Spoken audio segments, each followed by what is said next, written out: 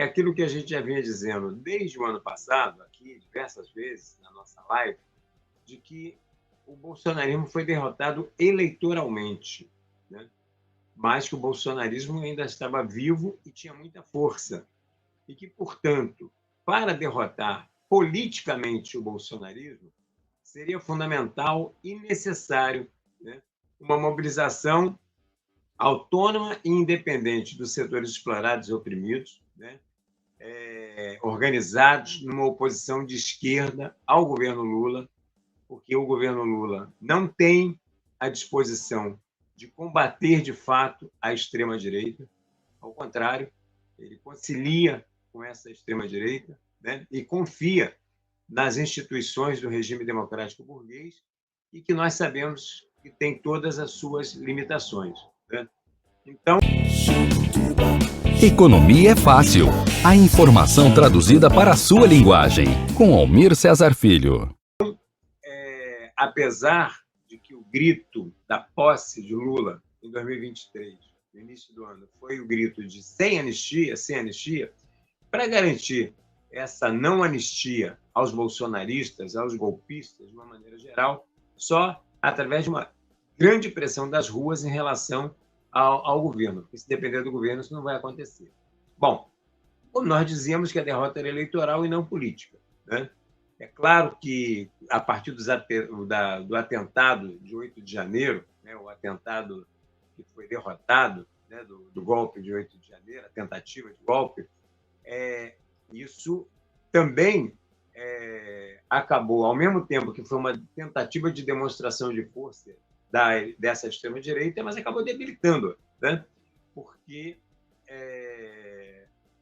se abriu processo, uma série de pessoas foram presas. No primeiro momento, um monte de bagrinhos, essa é a verdade, né? Aqueles que estavam acampados lá, na porta do quartel, em Brasília e tal.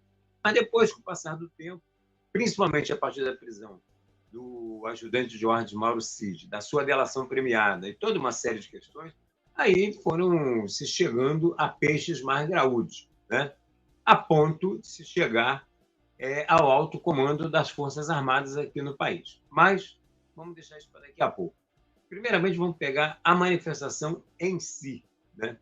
Foi uma grande manifestação, o próprio Lula passou recibo disso, inegavelmente, e o Bolsonaro dizer que queria fazer uma fotografia. É importante a gente entender isso. Eu quero fazer uma fotografia. E ele fez essa fotografia. O que é essa fotografia? É uma demonstração de força. Nós não estamos mortos. Nós estamos aqui, estamos vivos, e aí vocês têm que ver o que vocês querem fazer. Nós queremos pacificação. Nós queremos passar uma borracha no passado. Essa foi a frase cínica e hipócrita de Bolsonaro lá no ato da Paulista. Ele quer passar uma borracha no passado, né? Inclusive mencionando que no passado já se anistiou aqui no nosso país pessoas que fizeram coisas horrorosas, né?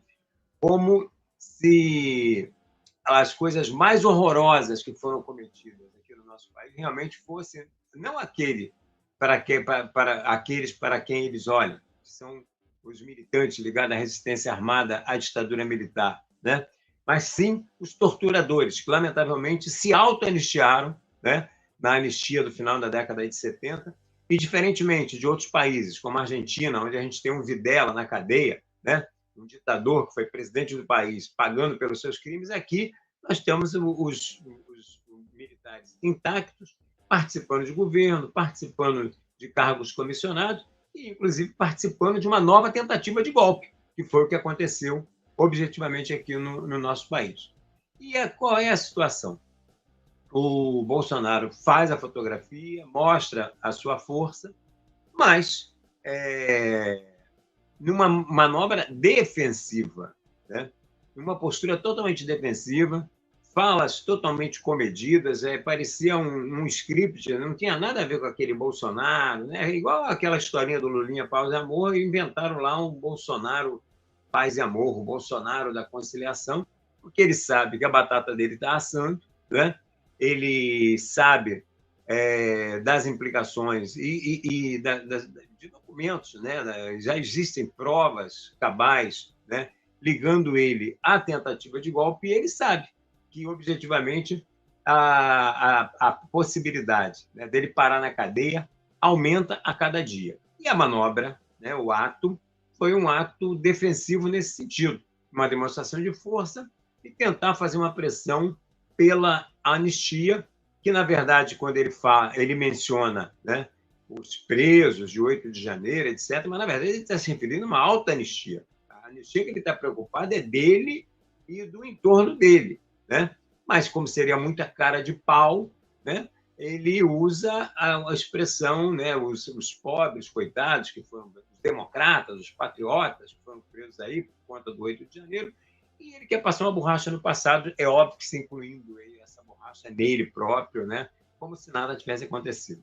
Bom, então esse é um primeiro aspecto, e digamos assim que, do ponto de vista da demonstração de força, ele, inequivocamente, ele consegue, né, o objetivo a qual ele se propôs, mas para nada também significa que essa manifestação na Avenida Paulista tenha sido algo muito além do que é o bolsonarismo ativista e militante. Então, foram feitas pesquisas por institutos na manifestação, e ela é uma manifestação majoritariamente de classe média, de homens brancos de uma certa idade, um nível de escolaridade, um nível de assalariamento, mostrando categoricamente, né, que a massa, o povo, né, a classe trabalhadora, né, de uma maneira geral, os setores mais proletarizados, passaram batido por isso aí. Isso é muito importante da gente entender.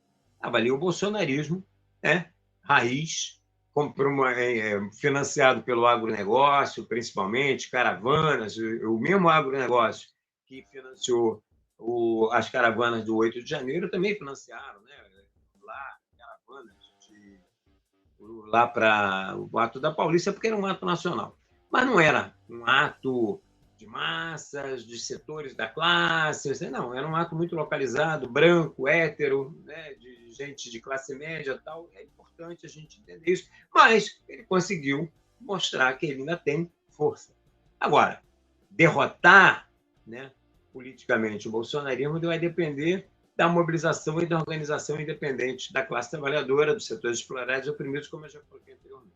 Bom, esse é um aspecto. Acompanhe a programação da Web Rádio Censura Livre no site www.clwebradio.com, no aplicativo exclusivo para ouvir rádio no celular, tablet e Smart TV. A emissora também está no Rádiosnet, um dos maiores aplicativos para esta finalidade, na nossa página no Facebook e no canal da emissora no YouTube. Acesse o nosso canal escrevendo youtube.com/c/censura livre, tudo junto.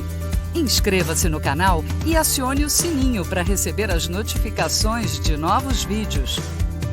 Web Rádio Censura Livre, a voz da classe trabalhadora.